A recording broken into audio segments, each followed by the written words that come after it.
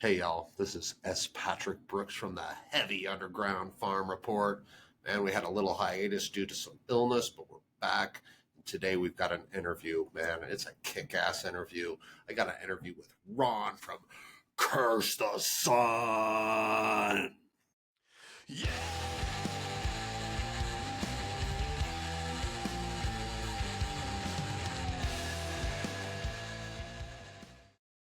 Hey, this is S. Patrick Brooks from the Heavy Underground Farm Report. And I've been a little under the weather for the last couple of weeks, but we're coming back strong today.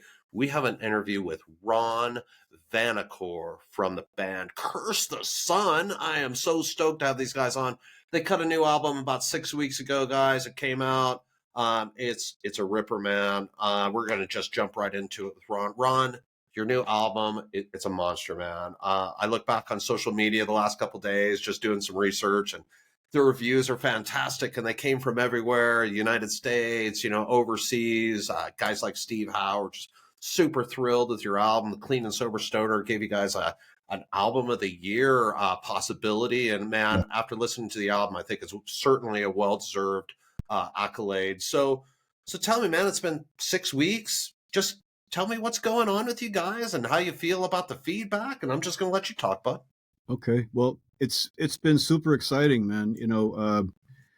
When we first recorded the record, it was back in June of 23. So it took a while for us to get through the recording process, then get it done, and then kind of have to wait in line to get our record pushed out. So it was a bit tough kind of sitting on it, knowing what we had, but once it got released, like you said, I mean, the reaction has just been overwhelming. It's been wonderful. The reviews, I can't ask for anything more than that. I've seen, 10 out of 10s and albums of the year. Like, I mean, these are the kinds of things that you dream of, and when we get this kind of feedback from people in the know, the people who listen to this stuff all the time, these great reviewers, these people from, the Doom charts and all this, like, it really makes it worthwhile, man, because these are the people that, they listen to this stuff all the time, right? And yeah, we really worked. I mean, we worked super hard on this record. So, to see it come to fruition, to get it released, to get it to come out, to have the sales be what they've been, to have the recognition been what it's been, it's been tremendous, honestly. It's really been, great. Man, I'm so happy for you guys. You knew it was good right from the start. I went back through the last year of your social media posting. Sorry, I'm a stalker. And like right from the first, when you released the first single, I believe was R.I.P. or RIP, the Witchfinder General song. You guys were like, you knew it was good. When you went in to record, did you guys have a particular goal, perhaps, or was there something that you were aiming for in particular? Did you want to make this record like stand out, or did you approach it the same way that you had recorded your other stuff? That's a very good question. And there's a couple answers to that. Okay. We did go in there with a purpose. There was a sense of like, this is what we're shooting for this time. And honestly, what had happened was, with the record prior to this, Excruciation, that was one that we purposely set out to be a little bit more experimental. We were just trying to kind of push the boundaries a little bit. I was kind of getting tired of just the endless Electric Wizard and Sleep clones, Sure. And I was kind of like, I didn't want to kind of just get lumped in with all that again and get lost. And I was like, let's have some fun and just kind of push the boundaries and see what happens. And so that's what we did on that record. And I feel like we did really well with it, but it was an experiment, This one here was more about like, I wanted to get back to like the roots of what this band meant to me early on, what it was supposed to be about. So there was definitely a more purposeful objective of getting back to the meaty riffs, the heaviness, just a little bit more detailed songwriting. The bass player that's in my band currently now, Dan Whedon, he's a friend of mine from almost 40 years ago. We were in bands back in the 90s together. And so, when I asked him to come back, like, we were really good writing partners back in the day. So it was nice to have him kind of come back into the fold, because we were able to just kind of jump back into what we used to do. And like his influence on what we did can't be understated either, because he helped me. He wrote a lot of the riffs. He helped me to kind of put some of the stuff together. It was definitely a combined effort. But he bought in fully to what the concept was I was trying to get through. Fantastic. That's awesome that you went back to your roots. The bass playing that Dan displays on the album is awesome. So tell me, Oh, how does the writing process work between the two of you? Ron, I'm assuming that you write the lyrics, yeah, and then you're the guitar player. So I'm assuming you're heavily involved in the musical side of the writing as well. yeah. Usually, what'll happen, is either there's just a batch of riffs that I have from jams or whatever it may be, and I'll spend time going through them and like keeping some that I think are decent, trashing the ones that are crap. And then sometimes it'll just be jams, jams with the band, and you just push record downstairs and you hope that something came from it. So what it is, it's just a bunch of logging riffs and then taking some time and going back with a more, more magnified eye and being like, okay, now let's be critical and like which ones are really good, which ones are, B tier, C tier, and then kind of working with it from that perspective. So the music always comes first with us. We'll write, we wrote the songs by themselves. The vocals they're Okay. not even a factor until everything is done. Okay. Cool. Interesting styling. When you're going through the riffs like you did, how does that work between you and Dan? Are you comfortable being critical with each other? I mean, you guys have known each other for 40 years. I imagine you could just look at each other and say, hey, bro, that sucks. Or, hey, man, that's fucking amazing. Yeah, I mean it's because of our dynamic and because of the way it's worked between us. There's no egos anymore. We've gone through that in our younger days. We're Sure. past that now.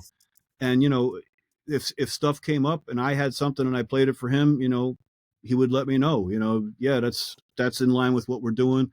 I mean, he wrote the majority of the last song on the record, "Listed to Dead," and that was honestly the first song that we wrote for this record. So that song kind of got us going in the sense of the direction of where we were heading on this record. So he actually kind of got the ball rolling, which was a nice thing not only for the band, but it was nice for him too to be able to contribute right off the bat and kind of get our Yeah, ball rolling. But I his bet. So, how long? So, go ahead. I'm sorry to interrupt. I was just going to say his influence on me is tremendous because he's very supportive of me. Um, you know, we don't have in the past. There's been other members where there's been some kind of clashes and things like this. Normal stuff that happens. But like I said, because he and I had so much time together and made so many mistakes in the sense of how we interacted with each other, that we didn't want it to be like this time. We wanted to approach it in a more mature way and really identify that what we want to do is write the best songs we possibly can. You know, and so like I was saying to you before, the lyrics come last. So really, what we wanted to do was we were listening to just these songs on their own, and as we were writing them, we wanted them to be interesting just as music. You know what I mean? Yeah, Like, and they are, and I think you did a great job with that. Sorry, go ahead. yeah, no, it's okay. So if you listen to the songs, like, not that I mean, some people could probably remove the vocals, but if you listen to it without the vocals, we wanted to keep people interested, dynamics and shifts to riffs and just keeping you guessing a little bit, not monotonous and not boring, so that when you put the lyrics and the vocals on top of it, it's like the icing on the cake. You know what I mean? It's already well done. Now it's like, okay, now here's what's going to throw it over the top. It does. You know what? It's a great effect, and the way you guys write the album is obviously very effective, because the lyrical content is the icing on the cake. And I could definitely listen to this album as an instrumental album, and I'm kind of a geeky instrumental freak. But and I went through the lyrics, and the lyrics are dark and meaningful and convey a great sense to me that of your concern for the future. I wrote down this question. I said the lyrics convey a concern that we're already living in a dystopian nightmare and we don't see it. And you say that actually in the dismal space that we don't see it. Right. And so could you expand on that? Is that how you feel? Or is it something that you just maybe an idea that you want to express musically? No, you nailed it. I mean, the title Delirium is based off of the concept to me of like what happened during COVID and what's gone on with us as a country and as a world ever since, and that things aren't necessarily what they were, and things aren't what they seem to be anymore. So it was kind of a play on words in the sense that, like, what the fuck has happened to the world? Like, everything is out of control and everything's scary and everything is out of control. Um, part of this record is also a lot about my personal experiences during, like, COVID period, but also my cousin, uh, who was a big fan of my band. He died during 2020 I'm at sorry. I'm 37 sorry to hear that. because of COVID, because he was isolated. He had just gone through a divorce, and everybody was separated from each other. He was left alone, and the dude, he drank himself to death, and it's a terrible situation because he was a great person. He was my brother. He was one of my best friends in the world. And when I lost him, I lost a great friend. I lost the glue of my family, and a huge fan of me, and my son. Like, he's always been like, he used to come to every show and all this.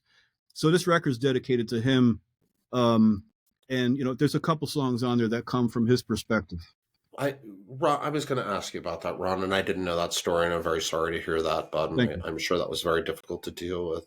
In the song "Delirium," there's a couple lines. July is a wonderful time to start living, and July is a horrible time to die. Are those lyrics in relation to that situation? Yeah, yeah. I mean, July is a pretty tough month for me. I lost one of my grandfathers, my grandmother, and my Jeez. cousin all in the same month. He died on July 3rd of 2020. Jeez, And man. and my wife was born in July. My grandfather was born in July. So there's that connection of, like, it's a great time. I love summertime, is my favorite time of the year. But there's this contrast of, like, it's awesome. It's summer, everybody's alive and it's warm out. But there's this contrast of all these deaths and just this sorrow that comes with it sometimes. Wow, man, that's really heavy, bud. It's that information has changed the way I feel about this song and your album. Right off the bat, like, we talk about this album. When I first listened to the album extensively, I thought, what a perfect time it's coming out, and it's going to hit that perfect Halloween type season. Yeah. But it's not just, you guys aren't like a comical horror band, although you may be horror driven in a way. I think it seems like there's some influence maybe from that horror genre in your music. But man, after hearing that story, you guys are like realists. Do you think your band, is that how you describe your stand? That's how I would describe my stand personally. Yeah, realist. Some people would say I'm a pessimist, but I view it as realism. And to get back to your other question before, like, yes, I do feel like we're in this dystopian nightmare. Like, not to get too deep, but when World War I happened, right, or World War II happened, there wasn't like a marker that came down and said, okay, we started. There's not a gunshot that goes off. It says the race has started. And I feel, this is just my personal opinion. I feel like, maybe when Russia invaded Ukraine, like, we're going to look back on this and we're going to say this was the beginning of World War III. And I'm not Yeah, trying to be man. political, but it does feel out of control. Like, I feel like the No, world is no, out. no, but no, I think you're talking about a feeling that no matter which side of the political spectrum that you're on, that there is that feeling. There's a little bit of dread in the air, man. I mean, Yeah. there is. It's kind of it's a doomy time of our existence. Do you feel in your songwriting, there's stoner metal bands and stoner bands out there that are writing about vans and spaceships Sure. and Yeah. spacemen and smoking weed? You do you feel a particular compulsion to explore these darker themes in your record? What do you think about you makes you do that? Well, unfortunately, I've been a person who suffers from severe depression and anxiety, like, for my whole life. Okay. I'm also in the mental health field. I'm a mental health therapist. So, like, I'm involved deeply with the mental health aspect of it. And when you mention horror, I would say that, yes, there's a lot of horror influence, but it's not from the movies. It's from the reality. Okay. It's from personal experience, or it's from world experiences, things like that. There's certainly a scary vibe to it, or a darker vibe, but it's much more based in reality, which for me makes it even scarier. Fair enough. So I found it interesting that you covered RIP, because it's kind of a horror. It's a straight up grave steel, grave robin horror kind of song. Yep. Could you tell me why you chose that song for your album? Yeah. Witchfinder General, like, was one of the first bands, like the underground, like back in the early 80s, like, when used to have to go to like record stores and go to the import section to get your stuff. Like, Sure. they were one of the first bands that I bought. I went down to the very first time I bought underground records, and it was Witchfinder General, Merciful Fate, Melissa, and Venom Black Metal. Oh, nice. And so like that was my kind of introduction. And they always stuck with me, Witchfinder, because I was very into Sabbath as a young kid. But by the time they came out, it was Dio Sabbath that was happening. Right. And Ozzy Sabbath was viewed as like a dinosaur, and everybody's like, "Oh, that's crap," we don't like that. And they were like the only dudes kind of flying that flag at that moment, For sure. So I identified with that, and I was vocally, I've always been inspired by Ozzy, which you can hear obviously. Yeah, it's great. And the same thing with the guy in Witchfinder. I mean, I know his voice is a little more acquired taste because he might float in and out of key once in a while, but I always liked his approach, and I kind of melded a lot of my style between the two of them. So they were a big influence. And when it came time to do this record, I'd always wanted to cover them. And, I was listening to the records, and I was like, I could probably play this one. And I was like, let's try it. Let's give it a shot. And we were really happy with the way it came out. Man, it's like, no pun intended, but it's a ripper, man. It's fucking great. I love it. It drove I didn't know very much about Witchfinder General, but now I do, because man, their stuff is awesome. I can see where you're influenced by them for sure. Yeah, man. And I love that you have that relationship with that band. And honestly, just to interrupt you for 1 second, part of the goal too was to do exactly that, was to kind of expose maybe Witchfinder General to people who didn't know about them. Like, I really wanted, I feel like they deserve to be heard more than they are. They didn't really get the recognition they deserved, even as the new wave of stoner has kind of kicked in. Like a lot of these bands like Sirith Ungol and bands like that have been able to reunite and get back together. Yeah. They chose not to do that path, so it's like, I really wanted people to know about them, so anything I could have done to help to contribute, just to drive a little bit more traffic their way, was something that, I would view as an honor for what they gave me. That's awesome, man. And I think in a way, this album, you guys have kind of done this for yourselves as well. You've been around for 15 years. You've definitely, I mean, your legacy's on the scene, but this album, I think, is going to expose you to another audience. Do you think that being on the Ripple music label has helped you reach a different audience, or maybe a more expanded audience? 100%. I mean, being on Ripple it's been the dream of mine since I was 14 years old and started playing in bands. The goal for me was to be signed, back in the day when you could be a rock star, and that was like actually something achievable. It was yeah, like that was my goal always. Now, had you told my teenage self that, yeah, you're going to get signed, but it's going to take you 40 something years, I might have been like, I don't know, but it's awesome, and honestly, I think it's better that it happened this way, because I have a way now where I can really look back on this and really appreciate this opportunity, and I really do appreciate Todd, giving me his support and believing in us, to be on a record label, man, like to hold up your own record, like to hold up vinyl. I mean, it's something I never thought I would do, That's especially, cool, man. Like I said, once you get past 30 years old, you're kind of like, I'm aging out of this, the old model, Right. Now the new model is nobody cares anymore. They don't care if you're old. The new model is that nobody. You're absolutely right, Ron. The new model is that nobody cares. Your band is proof of that. Luna Soul is perfect proof of that. We've got a lot of older bands that are like really just. Do you think that is a function of your increasing your musical maturity, or do you think that's really more of the fans finally catching up to you guys?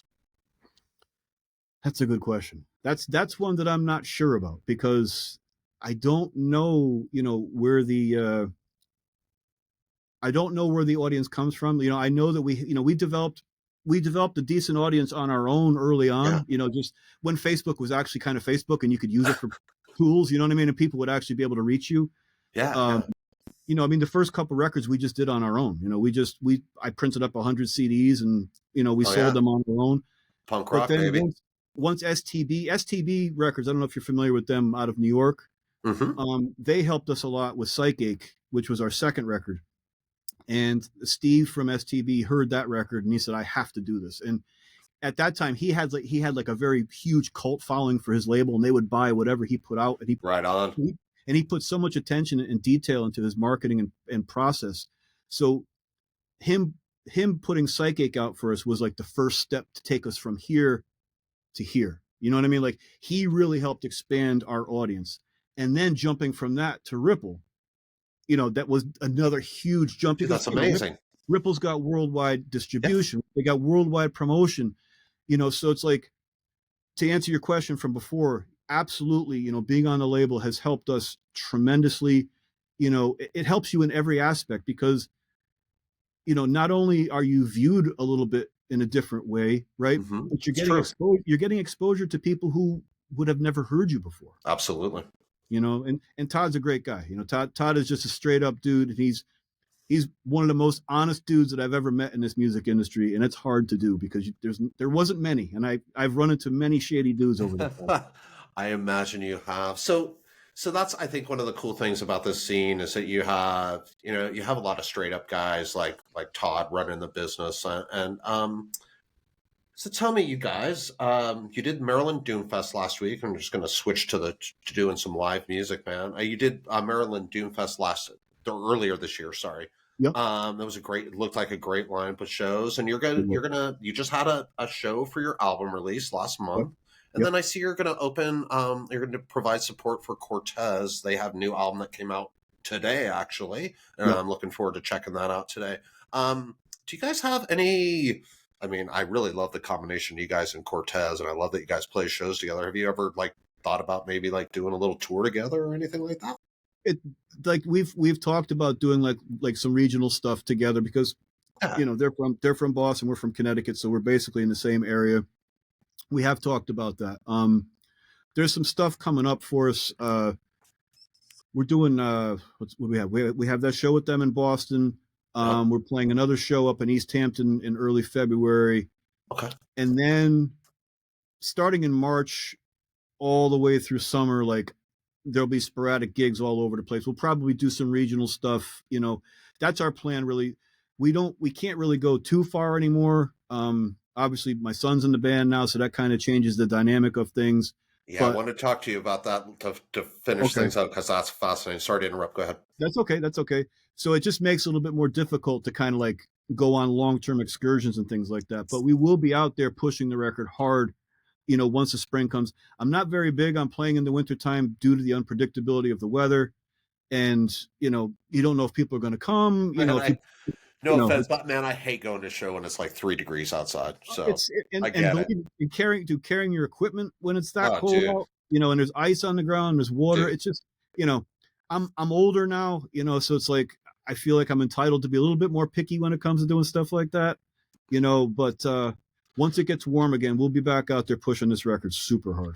Hell yeah, man. Well, tell you what, let me ask you this question. So I went to Ripple Fest last month and had a fucking like the time of my life. That's awesome. And I'd love to see your band at that show. You guys are on the label. I know you probably, even if you know anything about it, you probably can't talk about it. But as a fan, I'd love to see you there. That would be amazing. We would like that too. You know, we would like that too. It's because I think these festivals, like this is the way, you know, for a band like us who can't really travel the country, right? You know, Right. and spend nights in the van and do all this stuff. Playing shows like that or Maryland Doomfest, things like this helps us to get exposure to the crowds that really appreciate the type of music that we're creating, right? Right So you're on, able, man. so you, in a way, you're almost able to kind of meet a lot of the people who would come from out of state that you won't be able to see because you're not driving there, right? So I'm Yeah. with you. You know, playing on festivals like that would be wonderful. We're hoping to get back on Maryland Doomfest. We'll find out when he makes his announcement on Halloween. You know, and Todd and I have been talking about, you know, some more Ripple Fest out here. We did one last Yeah, May. Boston, right? We did one in May with Boston, yeah, and it was wonderful.